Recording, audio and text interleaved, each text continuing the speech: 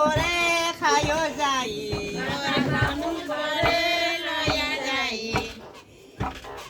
তিনিটা আখৰে দীপাঙ্কৰৰ নাম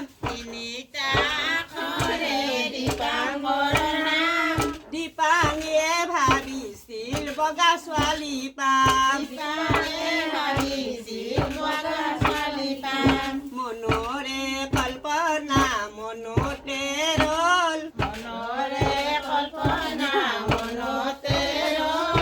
দীপাঙৰ কপালত অলা ছোৱালী হ'ল তিনিটা আখৰে দীপাঙৰ নাম দীপাঙে ভাবিছিল গাঁও ছোৱালী পাম